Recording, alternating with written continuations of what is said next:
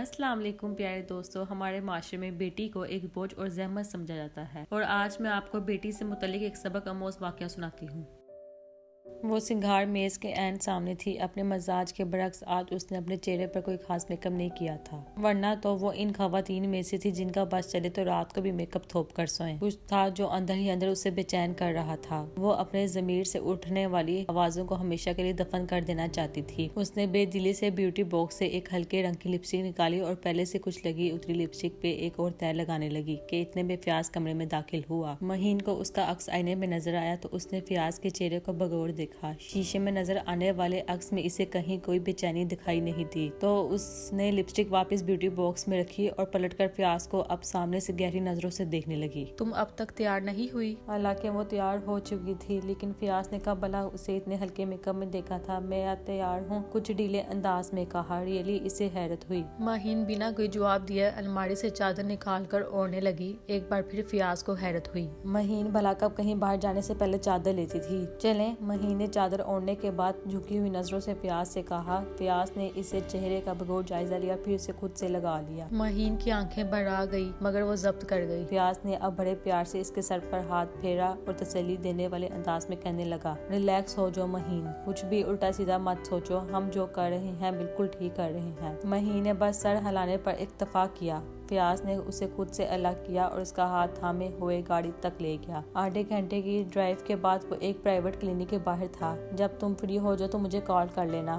فیاض نے ایک بار پھر اس کا ہاتھ تھامے ہوئے کہا۔ آپ میرے ساتھ نہیں چلیں گے؟ اس نے الجھے ہوئے لہجے میں پوچھا۔ مجھے کچھ ضروری کام ہے۔ آج کے دن کچھ اور بھی ضروری ہو سکتا ہے کیا؟ اس نے تعصب سے کہا تو فیاض نے بھر کر اس کا سر اپنے ہونٹوں سے لگایا جیسے تسلی دے رہا ہو۔ مہین سمجھ گئی کہ فیاض اس کے ساتھ نہیں جانا چاہتا، اس لیے بنا کوئی شکایت یا بحث کیے وہ چپ چاپ گاڑی سے اتر گئی۔ ڈھیلے سے قدم اٹھاتی وہ کلینک کے اندر گئی۔ وہ ڈاکٹر زویا کی بچپن کی دوست تھی اور پہلے سے ہی وقت لے کر آئی تھی، اس لیے بنا کسی انتظار اور پریشانی کے وہ ڈاکٹر زویا کے کمرے میں چلی گئی۔ ڈاکٹر زویا جو ہمیشہ مسکراہٹ سے اس کا استقبال کرتی تھی، آج کچھ سنجیدہ تھی۔ رسمی حال احوال کے بعد ڈاکٹر زویا نے سنجیدہ سے لہجے میں ہی کہنا شروع کیا، تم جانتی ہو نا، استقاعت حمل کروانا غیر قانونی ہے اور میں ہرگز ایسے کوئی کام نہیں کرتی، نہ آج تک کبھی کیا ہے، مگر تم نے مجھے اپنے بچپن کی دوستی کا واسطہ دیا اور اپنی جان لینے کی بات کر کے مجھے مجبور کیا کہ میں تمہارے گناہ میں شریک ہو جاؤں۔ میں مجبور ہوں زویا، اور تمہارے علاوہ میں کسی کو نہیں جانتی جو میری مدد کر سکے، اس لیے تمہیں فورس کیا۔ ایک ہفتہ پہلے جب تم چیک اپ کے لیے آئی تھی، ایسی بھی اچانک کیا مجبوری آ گئی؟ تم اپنی پریگنینسی سے خوش تھی، سب کچھ ٹھیک جا رہا تھا۔ ایک ہفتہ پہلے جب تم چیک اپ کے لیے آئی تھی اور تمہارے پوچھنے پر میں نے تمہیں بتایا کہ تم ایک بیٹی کی ماں بننے والی ہو، تب بھی تم نے کچھ نہیں کہا، بس خاموش ہو گئی، اور پھر اچانک 2 دن سے کال کر کے رونا دھونا مچا رکھا ہے کہ تمہیں ابارشن کروانا ہے۔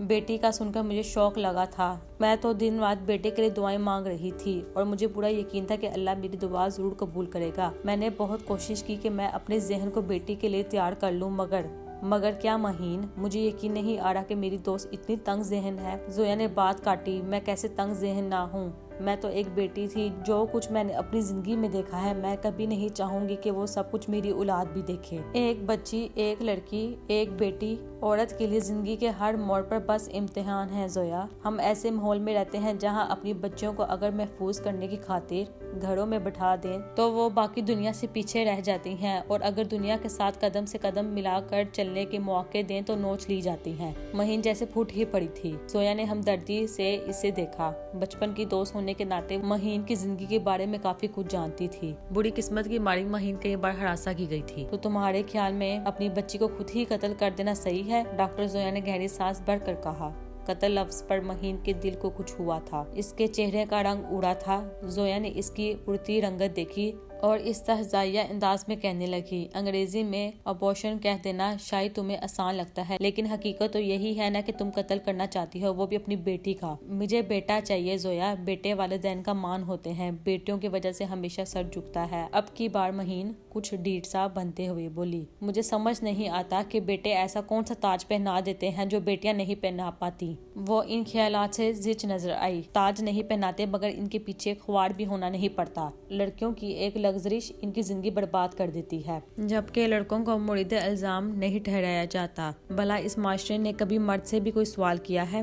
اس معاشرے میں لڑکیوں کی حفاظت، ان کی تربیت بہت مشکل ہے، بہت بڑی ذمہ داری ہے۔ مہین جیسے بیٹی کی پرورش کا سوچ کر ہی تھکنے لگی تھی۔ یہاں ہی تو سب غلط ہے مہین، اسی سوچ کی وجہ سے ہی تو یہ معاشرہ اس حال میں ہے، اور لڑکیوں کی حفاظت بھی اسی سوچ کی وجہ سے ہی مشکل ہے۔ زویا نے میز پہ ہاتھ مارتے ہوئے کہا۔ کچھ لمحوں کے توقف کے بعد اس نے اپنی بات کو آگے بڑھایا۔ ہمیں لگتا ہے کہ بیٹی پالنا مشکل ہے، اس کی تربیت مشکل ہے، جبکہ حقیقت یہ ہے کہ بیٹے پالنا مشکل ہے، ان کی تربیت مشکل ہے۔ ہاں مانا کہ بیٹی ایک ذمہ داری ہے، مگر بیٹا اس سے بڑھ کر ذمہ داری ہے۔ یہی تو ہم سب نے کیا ہے کہ بیٹیوں کی تربیت پہ زور دیا ہے اور بیٹوں کو کھلے سانڈ کی طرح چھوڑ دیا ہے۔ یہ بیٹے ہی تو ہیں جو لڑکیوں کی عزت پہ ہاتھ ڈالتے ہیں، کیونکہ انہیں عورت کی عزت کرنا نہیں سکھایا جاتا۔ چور، ڈاکو، قاتل یہ بھی زیادہ بیٹے ہی بنتے ہیں، بیٹیاں نہیں۔ بڑھاپے میں اپنے والدین کو گھر سے نکال